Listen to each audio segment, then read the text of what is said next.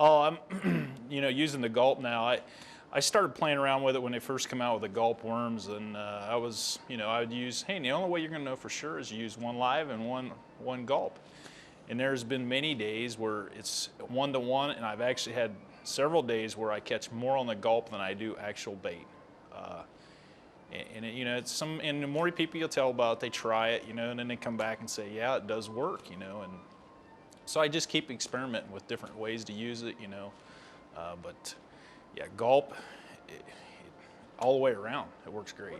The 3-inch jigging worm, I'd say, is I've caught probably as many, fish on, and I'll use it, and it's one of the secrets that I think a lot of guys, when I am trolling crankbaits, I always tip my crankbaits with live night crawlers. So this past fall in Lake Erie, I started playing around. I said, okay, this side of the boat's live crawlers, this side of the boat's going to tip it with gulp.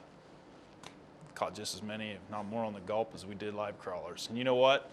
You catch a fish, you don't have to worry about putting more bait on there. And anytime I can get away with getting my hands dirty with live night crawlers, I'll go with the gulp. And everything in fishing is confidence. I don't care if, you could tell me that you're catching them on this kind of crankbait doing this, and if, if I don't go out there and do it exactly right and catch some fish, or if you catch some fish, you do something a little different, and I do something a little different, but a lot of it's confidence, and, I have as much confidence as a gulp. Every day I use it, I get more, and it is awesome stuff. Everybody should be trying it. Line choice for trolling crankbaits. When I give a seminar, I tell people, my favorite, and I've won more money on it than anything else, is Berkley 10-pound XT. I use that. My second, and that is on the Great Lakes. If I was going to be trolling inland reservoirs, and when the water warms up, you want a little more action, sometimes I'll go with Fireline. But I can give you some scenarios. In the spring, I did it in real cold water where I actually caught more fish on the mono than I did on the Fireline. I would see the bites on the Fireline, but I think the fish were feeling the resistance. The mono, has a stretch. And there's other times where the Fireline gives it more action, and will increase your catches. So there's two places, but probably more times than not, when I'm open water trolling, I just use 10-pound XT mono.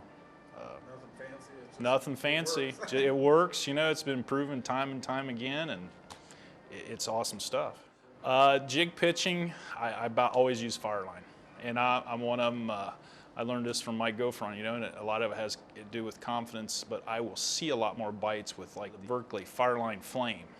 You see them. A lot of people get scared about, the fish seeing the line. I've done seminars on fish tanks at a sports show, and the guy was up in front of me saying, you can't use that bright green line, you'll never catch a fish. And I went up and caught like 3 bass, and he never caught a fish when he was doing his. But so I wholeheartedly believe a lot of times you'll see that bite before you ever feel it. Even though we're using the line, the reels, the rods, man, you will see a lot of bites that you never do feel.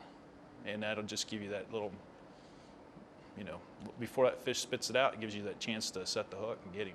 Have I ever experimented using the high-vis line trolling? No, I probably should. It's just, and I do know guys that do use it just because they can see where the fish are going in the water when they're reeling them in, and it does make a lot of sense. I just haven't done it. One thing to better your fishing for 2009 is, oh man, I can give you, for instance, how I got started in this business is I wanted to learn more about walleye fishing, and I was always competitive. And my original plan was I was going to Lake Erie to fish one walleye tournament. I was going to fish one, just wanted to learn more about, fishing for walleyes on Lake Erie. So I went as a non-boater back in, was that 91? And so happened I drawed Gary Parson as my third day partner. And the first day I went jigging with a guy, and I said, well, this is not, I said, I don't know how to catch them, but I know they're out there in the middle. And so last day I drawed Gary, and he was in a really good position. And he said, I tell you what, you know. And at that time, I shouldn't tell this, but I went out there, and the 2 rods I took to troll with one was a bait caster, had a 5500 Abu Garcia reel, and the other one was a spinning rod. Because I never trolled like that with planer boards. I'd done a lot of trolling, but it was just straight out the back of the boats. And I'd never seen inline planer boards till that tournament. So Gary said, he said, if you let me go out and catch my fish, because at that time on Lake Erie it was a no call. You could weigh 5 fish. He said, you let me go out and catch my 5 fish, bring them in and weigh them. And he said, then you can go out and use my tackle, and as long as you don't catch a bigger weight than me.